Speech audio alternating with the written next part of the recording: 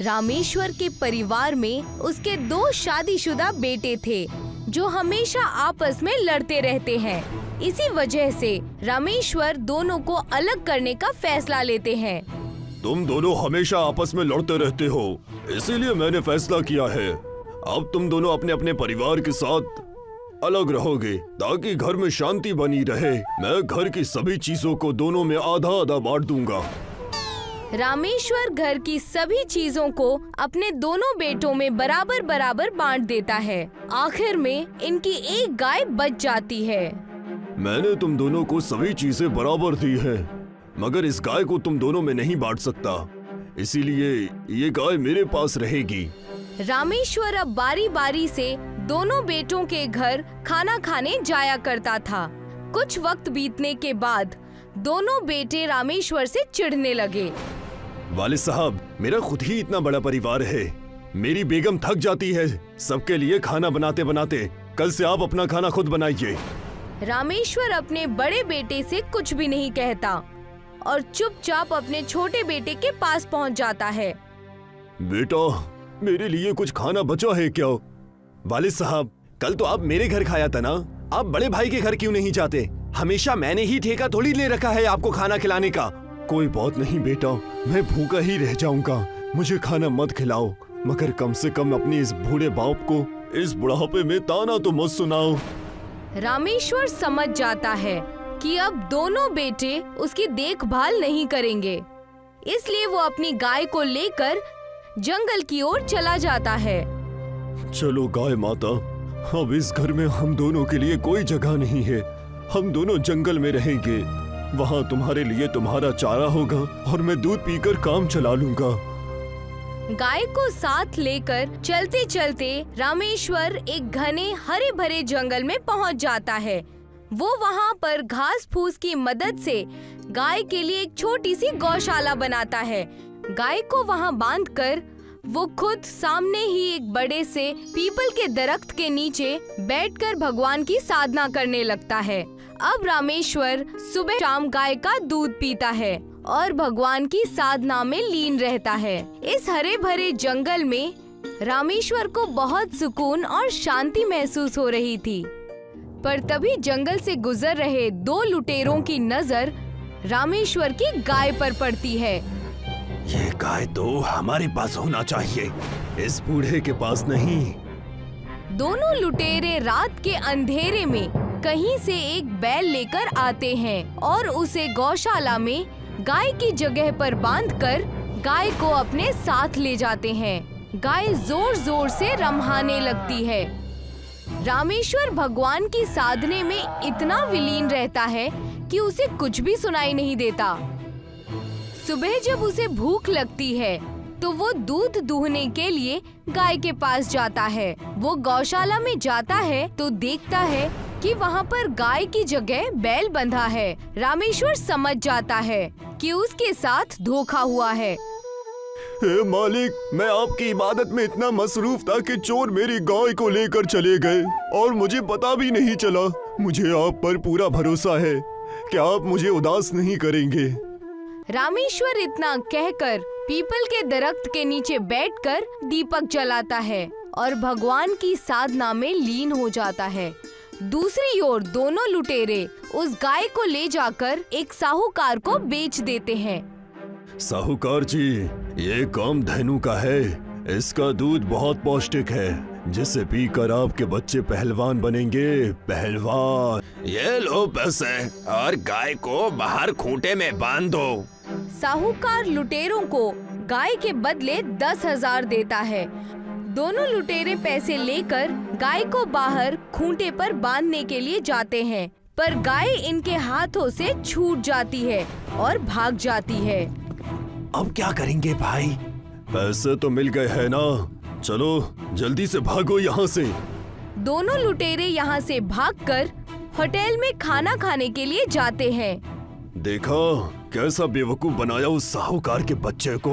छोड़ो वो सब, आज बहुत समय के बाद कुछ अच्छा खाना खाने को मिलेगा। बताओ क्या ऑर्डर करूं? कुछ भी मंगा लो, हमारे पास पैसों की कमी थोड़ी है। हम चाहे तो आज पूरे होटल का खाना एक साथ मंगा सकते हैं। लुटेरा होटल का मेन्यू कार्ड देखता है और उसमें से 2-3 सबसे महंगी डिश ऑर्डर कर देता है।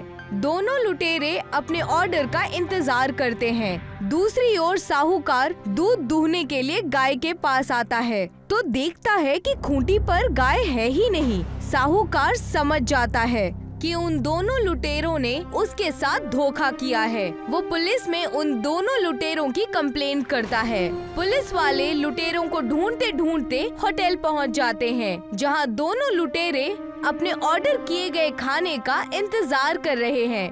भाई बहुत देर हो गई, कब से खाना नहीं आया। बड़ा होटल है ना, उसे थोड़ी देर तो लगेगी। तुझे ज्यादा भूख लगी है क्या? हाँ भाई, सुबह से कुछ नहीं खाया, ऊपर से काम भी मेहनत वाला था। पहले बैल को चुराया और उससे ले जाकर जंगल में बांध दिया और फिर वहाँ से गाय को चुराकर साहूकार के पास लेकर आए। पैदल चलते चलते भूख लग गई। अच्छा ठीक है, जरा रुक, मैं देखता हूँ। दूसरा लुटेरा होटल के वेटर को आवाज लगाता है। अरे भाई, आज खाना भी मिलेगा या फिर होटल की चमक दमक देखकर ही काम चलाना पड़ेगा? तभी पीछे से आवाज आती है, आपका खाना तैयार है सर। दोनों लुटेरे खुशी से पीछे मुड़ते हैं तो देखते हैं कि सामने पुलिस वाले खड़े हैं। ये सब देखकर दोनों घबरा जाते हैं। मैडम, आप यहाँ? हाँ, आपको लेने आए हैं। पर क्यों? हमने क्या किया है? अरे कुछ नहीं किया, बस थाने में आपके लिए खाना तैयार है, चलिए। हम कहीं नहीं जाएंगे, पहले हमारा कसूर बताइए। लुटेरे की इस बात पर लेडी इंस्पेक्टर उसे जोर से थप्पड़ मारती है। थप्पड़ खाकर लुटेरा पुलिस से माफी मांगने लगता है और साहूकार से लिए हुए पैसे लौटा देता है। साहूकार जी के पैसे और हमें जाने दीजिए। अरे ऐसे कैसे जाने दें? आपके लिए हमने बेहद लाजवाब खाना बनाकर रखा है, चलिए। पुलिस दोनों को ले जाकर जेल में बंद कर देती है और साहूकार के पैसे उन्हें वापस लौटा देती है। जंगल में रामेश्वर को भूख से चक्कर आ जाता है और वो जमीन पर गिर जाता है और उसकी साधना रुक जाती है। तभी उसकी साधना से चमत्कार होता है और एक तेज रोशनी बैल के सींगों पर पड़ती है और उनसे तेज दूध की धार बहने लगती है। ये दूध की धार जाकर रामेश्वर के मुंह में गिरती है और उसे होश आ जाता है। रामेश्वर पेट भर के दूध पीता है। हे मालिक, आपकी कुदरत तो आप ही जाने, पर आज आपने अपने इस बूढ़े इंसान को भूख से बचा लिया। रामेश्वर इस जादुई बैल को खाने के लिए हरा चारा डालता है और फिर से भगवान की तपस्या में लीन हो जाता है। अब वो अपने जादुई बैल के सींगों से निकलने वाले दूध से अपना पेट भरता है और हमेशा भगवान की भक्ति में डूबा रहता है। काया अपने चाचा चाची के साथ रहती थी। जब वो बहुत छोटी थी तभी उसके वालिदैन गुजर गए थे। काया के चाचा तो काया को बेटी की तरह प्यार करते थे, लेकिन काया की चाची उससे बेहद नफरत करती थी। चाचा कारोबार के सिलसिले में ज्यादातर घर से बाहर रहते थे। एक दिन जब चाचा कारोबार के सिलसिले में काफी अरसे के लिए घर से बाहर जा रहे थे तो उन्होंने अपनी बीवी से कहा, मालती, मैं 2 माह के लिए रायपुर जा रहा हूँ। मैंने भूपेंद्र के बहनोई के पद के लिए काया की शादी के मुतालिक पूछा था। लड़के वाले इस इतवार को काया को देखने आएंगे। तुम सारा इंतजाम करके रखना और हाँ, काया को 2-3 जोड़ी अच्छे कपड़े भी जरूर दिला देना। लड़के वालों को हमारे घर किसी भी किस्म की कोई कभी नजर नहीं आनी चाहिए। चाची ने उस वक्त तो अपने शौहर की हाँ में हाँ मिला दी, लेकिन दिल ही दिल में उसका खून खौल गया। मैं तो 1 पैसा भी इस लड़की के लिए खर्च नहीं करूंगी। सारी कमाई इसी के ऊपर लुटा देंगे तो हमारे लड़के के मुस्तकबिल के लिए क्या बचेगा। इतवार आने ही वाला था। चाची ने ना तो घर पर खाने पीने की कोई चीज मंगाई और ना ही काया को लिबास दिलाए। आखिर हफ्ते के रोज काया ने अपनी चाची से कहा, चाची, कल लड़के वाले मुझे देखने आएंगे। मेरे पास इन फटे पुराने सूट और सलवार के अलावा कोई लिबास नहीं है। आज आप मुझे एक नया सूट दिलवा दीजिए। तेरे वालिदैन मेरे पास हीरे जवाहरात छोड़कर नहीं गए थे जो मैं तेरे लिए नया सूट ला कर दूं। मेरा बेटा संजय बीमार है, डॉक्टर से दवा लाने में सारे पैसे खर्च हो चुके हैं। अब तू बावर्ची खाने में जा और फटाफट खाना बना, उसके बाद मेरे कपड़े धो। अगर कपड़े ठीक से साफ नहीं हुए तो मैं तेरी चमड़ी उधेड़ दूंगी। इतवार को जब लड़के वाले आए तो काया फटे पुराने कपड़ों में ही उनके रूबरू हाजिर हुई।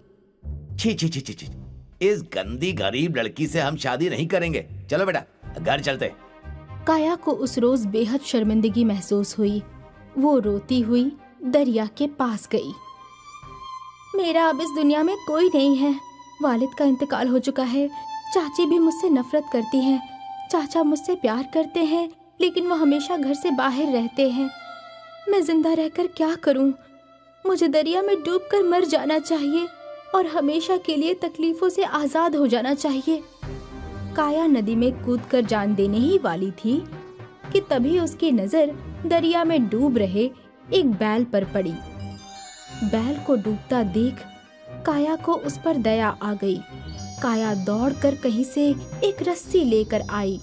उसने फंदा बनाया और फंदे को बैल के सींग में डालकर बैल को दरिया से बाहर खींच लिया। तुम्हारा बहुत बहुत शुक्रिया बेटी। तुम ना आती तो अब तक मेरी रूह जिस्म से जुदा हो चुकी होती। क्या तुम नदी में कूदकर खुदकुशी कर रहे थे? नहीं, मैं खुदकुशी नहीं कर रहा था। दरअसल मेरा मालिक मेरी मदद से खेतों की जुताई करता था, लेकिन अब मेरे मालिक ने ट्रैक्टर खरीद लिया है, इसीलिए अब मैं उसके किसी काम का नहीं रहा। मेरा मालिक मुझे नदी में फेंक कर चला गया, लेकिन ऊपर वाले का करम है कि उसने मेरी हिफाजत के लिए तुम्हें भेज दिया। मैं तुम्हारी हिफाजत करने नहीं आई थी, मैं तो यहाँ दरिया में कूदकर जान देने आई थी। मेरे वालिदैन नहीं हैं और मेरी चाची मुझ पर बहुत जुल्म करती हैं। मुझे लड़के वाले देखने आए थे और चाची ने मुझे एक जोड़ी नए कपड़े तक नहीं दिलाए। लड़के वाले मेरी बुरी हालत देखकर नाराज होकर चले गए। मुझे नहीं लगता मेरी शादी हो पाएगी। मैं इस तरह कब तक अपनी चाची की गुलामी करती रहूं? हाँ, तुम्हें परेशान होने की जरूरत नहीं है। मैं तुम्हें एक राज बताता हूँ जो तुम्हारी जिंदगी बदल देगी। कैसा राज? दरिया के उस जानिब एक बेरी का दरख्त है। उस दरख्त के नीचे 3 जादुई भगोने दफन है। मैंने अपने लालची मालिक को उन भगोनों के मुताल्लिक नहीं बताया, लेकिन तुम एक नेक दिल इंसान हो, इसलिए मैं तुम्हें जादुई भगोने के मुताल्लिक बता रहा हूँ। जाओ और उन भगोनों को निकाल कर एक नई जिंदगी का आगाज करो। मैं जंगल में जा रहा हूँ। ऐसा कहकर बैल जंगल की जानीब रवाना हो गया। काया ने एक कश्ती का इंतजाम किया और दरिया पार करके बेरी के दरख्त के पास चली गई। उसने जब दरख्त के नीचे की मिट्टी हटाई तो 3 चमकते हुए भगोने दिखाई दिए। काया ने उनको बाहर निकाल दिया। उसने जब पहले भगोने को उल्टा किया तो उसमें से ढेर सारे सोने के सिक्के गिरने लगे। दूसरे भगोने को उल्टा किया तो उससे खूबसूरत कपड़े गिरने लगे। तीसरे भगोने को उल्टा करने पर उससे जायकेदार खाने के पकवान गिरने लगे। अब मेरे पास किसी चीज की कमी नहीं है। खाना, कपड़े, पैसे, तीनों चीजें हैं। काया ने कुछ सोने के सिक्के फरोख्त कर एक खूबसूरत घर खरीद लिया और उसमें रहने लगी। मेरे जैसे और भी बेघर मुफलिस लोग होंगे। मुझे उन मुफलिस लोगों के लिए कुछ करना चाहिए। काया हर इतवार को भंडारा करने लगी, जिसमें वो गरीब लोगों को खाना खिलाने के साथ साथ कपड़े भी ज़कात दिया करती थी। होली आने वाली थी। काया की चाची अपने लड़के को कपड़ा दिलाकर लौट रही थी। तभी उसने देखा कि मुफलिसों की बहुत लंबी कतार लगी हुई है। काया की चाची को लगता है कोई निहायती दौलतमंद शख्स इन मुफलिसों के लिए कुछ बांट रहा है। जरा मैं भी उस दौलतमंद का दीदार करती हूँ। चाची कतार का पीछा करते करते आखिर में पहुँची तो उसने देखा कि काया मुफलिसों को खाना और कपड़े बांट रही है। चाची के सीने पर सांप लौटने लगा। काया कलमुही के पास इतनी दौलत कहाँ से हासिल हुई कि वो इतने ज़कात में दे रही है? चाची एक रोज काया के घर काया से मुलाकात करने पहुंची। मुझे माफ कर देना बेटी, जब तुम्हें लड़के वाले देखने आए थे तो मुझे एक जोड़ी सूट सलवार तुम्हें दिला देनी चाहिए थी, लेकिन मैं क्या करती, मैं उस वक्त बड़ी मुश्किल हालात में थी। कोई बात नहीं चाची, जो हुआ सो हुआ, अब उसे भूल जाइए। अब तो मैं शादी भी नहीं करना चाहती, मुफलिसों के खिदमत में ही मुझे मजा आता है। जरा ये बताओ कि रातों रात तुम्हारी किस्मत कैसे बदल गई? मेरी किस्मत एक बैल ने बदली है। उसने मुझे 3 जादुई भगोने दिए। वो ये रखे हैं वो भगोने। उनमें से एक भगोने में से सोना निकलता है, दूसरे भगोने से कपड़े और तीसरे से खाना। इन 3 भगोनों की वजह से ही मैं लोगों को ज़कात दे पाती हूँ। अगर ये 3 भगोने मुझे हासिल हो जाए तो मैं भी दौलतमंद हो जाऊंगी। एक रात जब सारा गांव सो रहा था, तब चाची भगोनों को चुराने के लिए काया के घर पहुंच गई। वो दीवार पर चढ़ने की कोशिश कर रही थी। तभी वो बैल चुपचाप वहां हाजिर हुआ, जिसने काया को जादुई भगोने के मुतालिक बताया था। बैल ने चाची को अपनी सींगों से उठाकर बहुत दूर फेंक दिया। अरे मर गई रे, मेरी टांग टूट गई, संजय के अब्बा बचाओ। सुनो लालची खातून, काया को तनहा ना समझो। काया ने मेरी हिफाजत की थी और अब मैं एक वालिद की मानिंद उसकी हिफाजत करता हूँ। काया के घर के आसपास कभी ना आना, वरना तुम्हारी दूसरी टांग भी तोड़ दूंगा। चाची डरकर भाग गई और फिर उसने कभी काया के घर की जानिब पलटकर नहीं देखा। संगीता अपने माँ बाप की इकलौती बेटी है। जब से उसके पापा की तबीयत खराब रहने लगी है, तब से उनके घर का खर्चा चलाना मुश्किल हो रहा है। ऐसा कब तक चलेगा माँ? पापा हमेशा बीमार रहते हैं, किसी न किसी को तो काम पर जाना ही होगा ना। तू लड़की है बेटा, मैं तुझे काम पर कैसे भेज सकती हूँ? ये कैसी बात कर रही हो माँ? मैं लड़की हूँ तो क्या हुआ? मैं किसी लड़के से कम मेहनती नहीं हूँ। और ये किसने कह दिया आपसे कि लड़की घर के बाहर काम नहीं कर सकती? लेकिन बेटा, हमारे यहाँ कोई बड़ा दफ्तर भी नहीं है, तो क्या काम करेगी? माँ, अगर कहीं भी नौकरी नहीं मिली तो मैं कुछ अपना छोटा मोटा ही रोजगार शुरू कर दूंगी। कहाँ से करोगी बेटा छोटा मोटा रोजगार? कहाँ से पैसे आएंगे उस छोटे मोटे रोजगार के लिए? वो सब मैं देख लूंगी माँ, आप उसकी चिंता मत कीजिए। संगीता कुछ दिन नौकरी की तलाश करती है, पर उसको कहीं काम नहीं मिलता और वो अपनी दोस्त रीना से कुछ पैसे उधार लेकर खुद के पानी पूरी का धंधा डाल देती है। आ जाओ पानी पूरी खाने, आ जाओ, 2 रुपए की 5 पानी पूरी। संगीता अपनी बिक्री शुरू करने के लिए बेहद ही सस्ती पानी पूरी बेचने लगी। इतनी सस्ती पानी पूरी देखकर बहुत से लोग उसकी दुकान पर पानी पूरी खाने के लिए आने लगे। अरे वाह, 2 रुपए की 5 पानी पूरी मिल रही है। मैं तो बेहद सारी पानी पूरी खाऊंगी।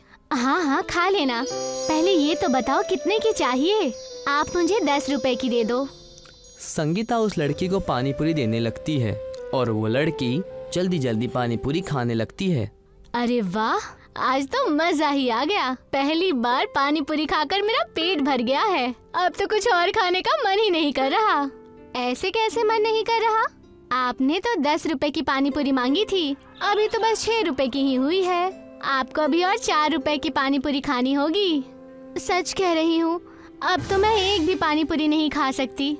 आप ये लीजिए अपने पैसे। संगीता उस लड़की से पैसे लेती है और इसी तरह बाकी के कस्टमर्स को भी पानी पूरी बेचती है।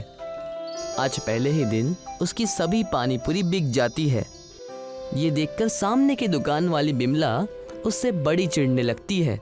तू तो गरीब है ना, तेरे पास पानी पूरी का कारोबार शुरू करने के लिए पैसे कहाँ से आए? मुझे मेरी दोस्त रीना ने पैसे दिए थे, जिन पैसों से मैंने ये काम शुरू किया है।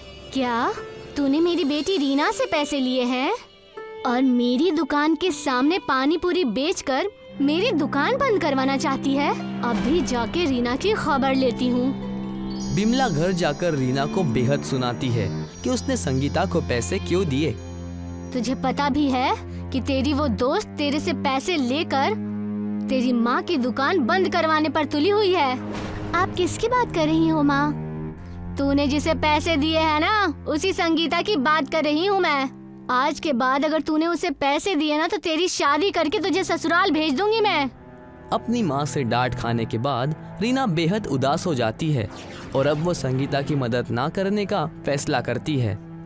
रीना की माँ वहाँ से अपने काम पर चली जाती है और कुछ देर के बाद संगीता वहाँ आती है।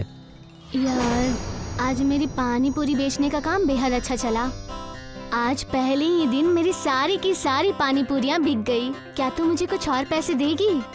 नहीं यार, मेरे पास भी पैसे नहीं है और वैसे भी तूने मुझसे ही पैसे लेकर मेरी माँ की दुकान के सामने पानी पूरी बेच रही है, इसीलिए माँ ने मुझे बेहद डांटा। अब मैं तुझे 1 भी रुपए नहीं दे सकती। रीना की ये बात सुनकर संगीता बेहद उदास हो जाती है और वहाँ से अपने घर निकल जाती है। उसका उदास चेहरा देखकर उसकी माँ उसके पास आती है और उसके उदासी की वजह पूछती है। क्या हुआ? आज तो तुम्हारी सारी पानी पूरी बिक गई ना? फिर तुम निराश क्यों हो? नहीं माँ, ऐसी कोई बात नहीं है। मैं उदास नहीं हूँ, बल्कि मैं तो खुश हूँ कि मेरा काम पहले ही दिन इतना अच्छा चलने लगा। तेरी माँ हूँ, मुझसे तो कुछ भी नहीं छुपा सकती। अब जल्दी बता कि क्या बात है। माँ, आज मेरी पानी पूरी अच्छी बिकी है, लेकिन कल वापस पानी पूरी खरीदने के लिए मेरे पास पैसे नहीं है और मेरी दोस्त ने भी मुझे पैसे देने से मना कर दिया है। अच्छा, पर आज तो कमाई हुई होगी ना? तो तू उन्हीं पैसों से पानी पूरी क्यों नहीं खरीद लाती? आज तो कमाई हुई है, लेकिन बेहद कम कमाई हुई है, क्योंकि आज मैंने बेहद सस्ते दाम में पानी पूरी बेची थी। उन्हीं पैसों से खरीद ला कल के लिए सामान। जितना भी आएगा उतना ही बेच लेना। कौन सा हमें लाखों रुपए कमाने हैं। संगीता पहले दिन हुई कमाई से अगले दिन के लिए पानी पूरी खरीदने जाती है। अब उसके पास बहुत कम पानी पूरी है, इसलिए आज वो सस्ते में पानी पूरी नहीं बेच सकती है। इसी बात का फायदा उठाकर बिमला सस्ते में पानी पूरी बेचने लगती है ताकि संगीता की दुकान पर कोई ना आए। आ जाओ पानी पूरी खाने, आज से सस्ती पानी पूरी मिलेगी। 2 रुपए की 10 पानी पूरी। बिमला का ये ऑफर सुनकर अरे वो देखो, वहाँ 2 रुपए की 10 पानी पूरी मिल रही है। चलो। हाँ, चलो चलो। वैसे भी मेरे पास कम पैसे हैं और उस दुकान पर हम कम पैसों में भी ज्यादा पानी पूरी खा सकते हैं। सभी ग्राहक अब बिमला की दुकान पर चले गए। अपनी दुकान से ग्राहक को दूर जाता हुआ देखकर संगीता बेहद दुखी हो जाती है। अब मैं क्या करूँगी? मैं तो सस्ते में भी पानी पूरी नहीं बेच सकती।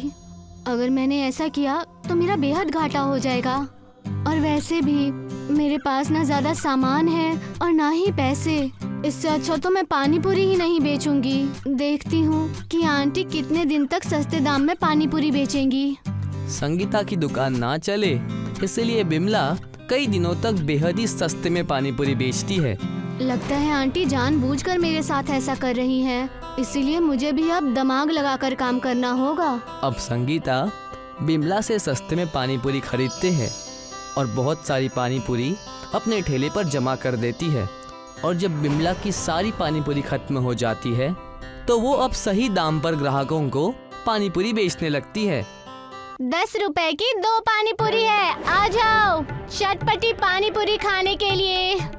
ग्राहकों को कहीं भी पानी पूरी नहीं मिलती, इसलिए सभी अब संगीता से पानी पूरी खरीदते हैं। ये देखकर बिमला संगीता से और भी ज्यादा चिढ़ जाती है। इस संगीता की बच्ची को तो मैं छोड़ूंगी ही नहीं। मेरे दुकान से सस्ते में पानी पूरी खरीद कर मेरे ही ग्राहकों को बेच रही है। अगले दिन जब संगीता बिमला की दुकान पर पानी पूरी खरीदने जाती है तो बिमला उसको साफ साफ मना कर देती है। मैं पानी पूरी ग्राहकों के खाने के लिए बेचती हूँ, ना कि दुकानदार के लिए, ताकि वो मेरी ही दुकान से खरीद कर दूसरों को बेचे। अब से मेरी दुकान पर पानी पूरी खरीदने के लिए मत आना। अब संगीता के पास कोई भी चारा नहीं था, इसीलिए वो कुछ नया करने की कोशिश करती है। वो अपने पास रखी हुई पानी पूरी को नए फ्लेवर के साथ बनाने के बारे में सोचती है। वो अपने घर आती है जहाँ पर माँ ने उसके लिए मिल्क शेक बनाकर रखा हुआ है। माँ, अब मुझे कुछ नया टेस्ट बनाकर कस्टमर्स को अपनी दुकान पर खींचना होगा।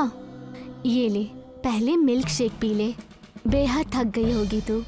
संगीता को माँ के हाथ का मिल्क शेक बेहद पसंद आता है और मिल्क शेक पीते ही उसके दिमाग में एक आइडिया आता है। माँ, क्यों ना हम पानी पूरी के पानी में मसाले वाला पानी मिलाने की बजाय मिल्क शेक मिलाकर बेचे। ग्राहकों को ये वाला फ्लेवर बेहद पसंद आएगा। हाँ, ये तो बेहद अच्छा आइडिया है।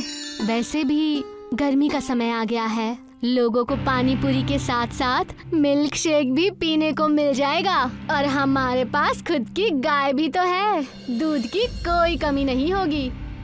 अगले दिन से संगीता और उसकी माँ दोनों ही ठेले पर जाते हैं और मिल्क शेक बनाना शुरू करते हैं। ये तुम पानी पूरी की दुकान पर मिल्क शेक क्यों बना रही हो? हम लोग पानी पूरी में नया फ्लेवर ट्राई कर रहे हैं। पानी पूरी के अंदर मिल्क शेक डालकर देंगे, आपको बेहद पसंद आएगा। अरे वाह, पानी पूरी और मिल्क शेक एक साथ? ये तो सच में बेहद टेस्टी होने वाला है। मुझे भी टेस्ट करना है। संगीता उस लड़की को मिल्क शेक वाली पानी पूरी देती है जो कि उसको बेहद पसंद आती है।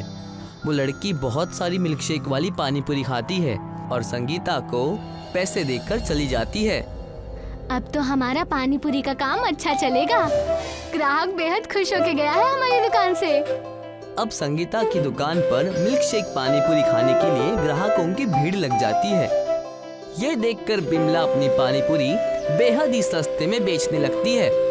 आ जाओ भाई और बहनों, 2 रुपए की 20 पानी पूरी। वो औरत इतने सस्ते में पानी पूरी बेच रही है, जरूर उसकी पानी पूरी में गड़बड़ होगी। उसकी पानी पूरी खाने से अच्छा तो है कि मैं मिल्क शेक पानी पूरी खाऊं। अब सारे ग्राहक बिमला की सस्ती पानी पूरी को छोड़कर संगीता की मिल्क शेक पानी पूरी खाने लगते हैं।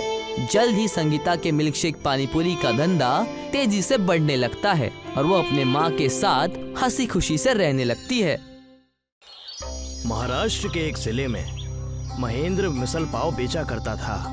वैसे तो महेंद्र पढ़ा लिखा था, पर नौकरी ना मिलने के कारण धंधा करना उसे अच्छा लगा। महेंद्र की पत्नी मोना महेंद्र का पूरा साथ दिया करती थी, हमेशा उसके धंधे में हाथ बटाया करती थी और घर की देखभाल भी करती।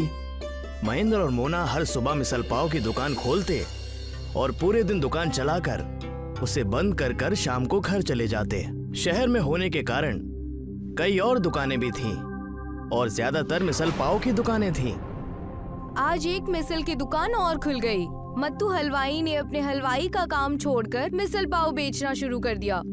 ये बात तो मैंने भी देखी, हर दिन दुकानें बढ़ती जा रही हैं और फायदा कम होता जा रहा है। कुछ तो सोचना होगा हमें। कुछ और नहीं, हमें कई और तरीके और वैरायटी के मिसल बनाकर बेचने होंगे ताकि हमारा बिजनेस और चल सके और हमें बहुत फायदा हो। उसी जगह प्रभास शहर से अपनी पढ़ाई पूरी करके आया हुआ था। प्रभास महेंद्र का बचपन का दोस्त था जो पढ़ने के लिए विदेश चला गया था। प्रभास शहर में आते ही महेंद्र की दुकान पर गया। अरे प्रभास भाई, कैसे हो तुम? कब आए अमेरिका से? मैंने तुम्हें कितने मैसेज किए, कॉल भी किए, किसी चीज का जवाब नहीं देते थे तुम। क्या बात है? अरे महेंद्र भाई, अभी हफ्ते भर पहले ही आया। सारे दोस्तों से मिल रहा था तो सोचा तुमसे भी मिलता चलूं। फिर पता चला कि तुम तंगी से गुजर रहे हो, तो सोचा कि तुमसे मुलाकात करता जाऊं। बेफिक्र रहो, अब मैं हफ्ते 2 हफ्ते तुम्हारे साथ ही रहूंगा। चलिए, ये बेहद अच्छा है। आपके बारे में ये खूब तारीफें किया करते हैं। महेंद्र प्रताप से अपनी सारी मुसीबतें बताता है। कई सारी मिसल की दुकानें देखकर प्रभास कहता है, तुम्हें अब अपने मिसल के मसाले पर ध्यान देना होगा। जितना लजीज तुम मसाला बनाओगे उतना ही धंधा तुम्हारा अच्छा चलेगा। तुम ऐसा क्यों नहीं करते?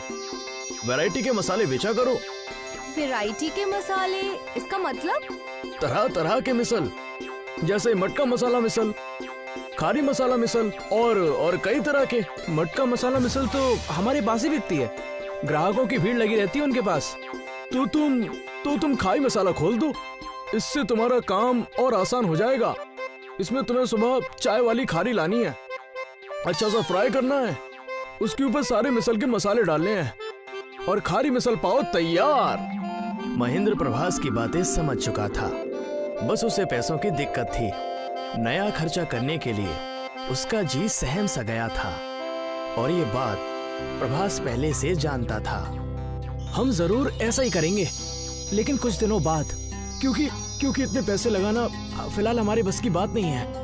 मैं ये चीज पहले से जानता था कि तुम्हारे पास पैसे नहीं है। तुझे याद है एक लड़की हमारे साथ पढ़ा करती थी, रिधिमा? रिधिमा, हाँ याद है, जिसके पापा की डेयरी की दुकान थी, वही ना, जहाँ से हम लस्सी पिया करते थे? हाँ वही। इसी शहर से थोड़ी दूर पर उसने अपनी खारी और बिस्किट्स की दुकान खोली है। जैसे ही सारे वर्कर्स काम करते हैं, हम वहाँ जाकर खारी का सामान ला सकते हैं।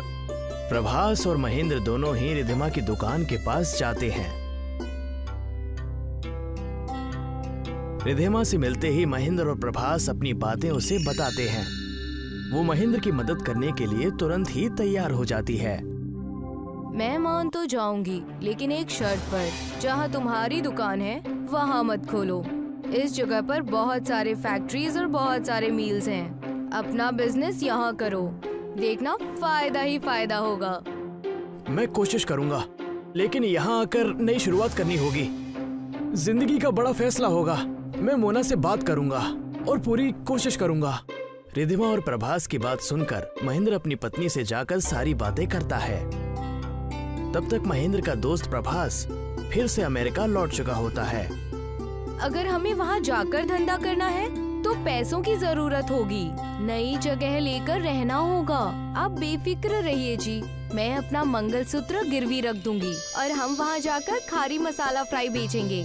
और उसके बाद जब हमें फायदा होगा तो उन्हीं पैसों से आप मेरा मंगलसूत्र छुड़वा देना। मोना जाकर अपना मंगलसूत्र सोनार के पास गिरवी रख देती है और उन्हीं पैसों से महेंद्र और मोना फैक्ट्री के पास अपनी नई खारी मसाला फ्राई की दुकान खोल लेते हैं। महेंद्र और मोना की खारी मसाला फ्राई की दुकान खुलते ही सारी फैक्ट्री और मील के मजदूर वहीं आने लगे और मुनाफा भी होने लगा। कुछ महीने बीत गए थे। पूरे शहर में चर्चा थी। दूर दूर से लोग खारी मसाला फ्राई खाने आने लगे, क्योंकि सस्ता और लजीज होने के कारण महेंद्र साफ सफाई से काम करता था। ये देखकर लोग और खुश होते। कुछ फूड व्लॉगर्स आकर खारी मसाला फ्राई का वीडियो निकालकर उसको वायरल करने लगे। देखते ही देखते महाराष्ट्र में बहुत मशहूर हो गया खारी मसाला फ्राई। अरे मोहतरमा देखो, मैं तुम्हारे लिए क्या लाया हूँ। क्या? ऐसा क्या ला दिया? अरे ये वही मंगलसूत्र है जो तुमने गिरवी रखा था। लाओ मैं तुम्हें इसे पहना दूं। मोना मंगलसूत्र देखकर बहुत खुश हुई। प्रभास और रिधिमा की मदद से महेंद्र ने नई शुरुआत की। महेंद्र ने प्रभास और रिधिमा का शुक्रिया अदा किया। प्रभास को मैसेज देकर और रिधिमा को गिफ्ट्स देकर, और इसी तरह दोनों मियां बीवी खुशी खुशी रहने लगे।